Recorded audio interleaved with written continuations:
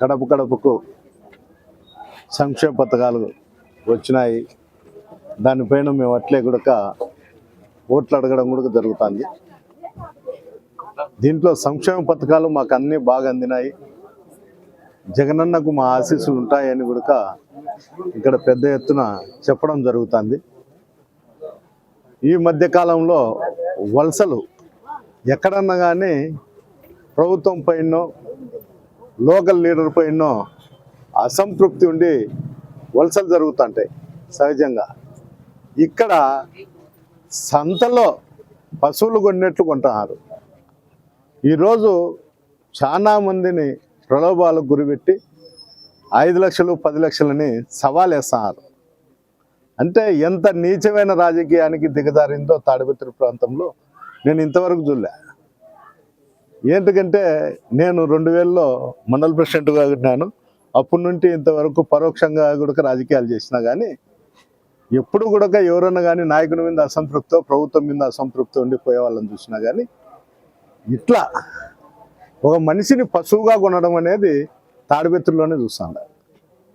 కేవలం వాళ్ళ స్వార్థ రాజకీయాల కోసం స్థిరంగా ఒక పార్టీలో ఉండకోకుండా ప్రతిసారి కూడా సంచలమైన మనస్తత్వాలతో తిరుగుతూనే ఉంటారు. ప్రజలు కూడా తాడిపత్రిలో గమనిస్తారు.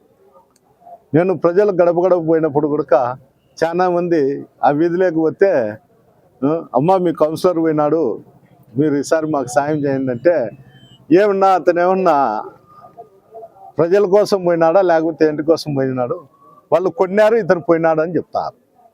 అంటే ప్రజల్లో కూడా ఎంత చులకన భావంగా ఉందో ఒకసారి అందరూ గమనించాల్సిన పరిస్థితి కూడా ఉంది. జగనన్న ప్రభుత్వం వచ్చిన తర్వాతనే పేద ప్రజల్లో సంక్షేమ పథకాలు కానీ సంక్షేమ ఫలాలు కానీ అందుతున్నాయి. మేము కూడా మా కార్యకర్తలు నాయకులు ముందు నుండి ఉండేవాళ్ళు ప్రతిష్టంగా ఉన్నారు. వాళ్ళను పట్టుకొని ప్రజల్లోకి వెళ్తున్నాం. వాళ్ళు కూడా ప్రతి డోర్ టు డోర్ తిరిగి కూడా చెప్పడం జరుగుతుంది. ఏ ప్రాంతంలో అయితే వాళ్ళు పోయినప్పుడు ప్రజలను అడుగుతుంటే వాళ్ళు ఇచ్చే సమాధానం ఇదే.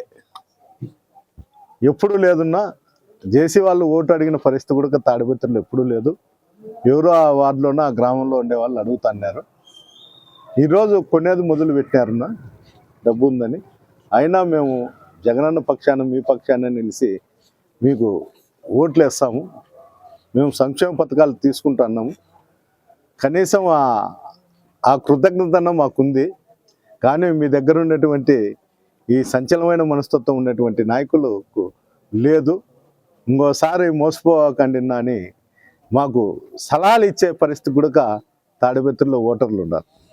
అందువల్ల ఎవరు కూడా ఇక్కడ మాకున్నటువంటి కార్యకర్తల నాయకులు కానీ మనోధైర్యం కోల్పోయే దానికోసమే వీళ్ళు ఇవన్నీ చేస్తున్నారు. ఎవరు ఎంతమంది పోయినా కూడా వాళ్ళు స్వార్థ రాజకీయాల కోసం పోతున్నారు తప్ప ఏదో జేసీ కుటుంబాన్ని ఉద్ధరిస్తామని మటుకు కాదు. ఎలక్షన్లు అయిపోయినాక వీళ్ళు పరిస్థితి ఏడుంటుందో ఒకసారి అక్కడి నుండి ఇక్కడ వచ్చిన వాళ్ళే కాబట్టి వాళ్ళకు బాగా తెలుసు.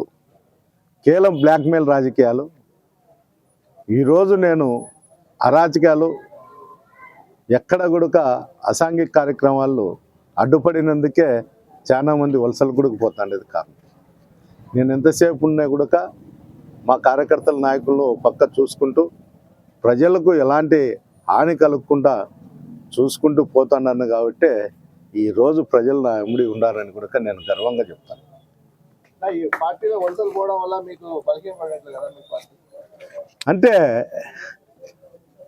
ఒక తాడిపత్రిలో ఉండేటువంటి నాయకుడు స్క్రాప్ దొంగ.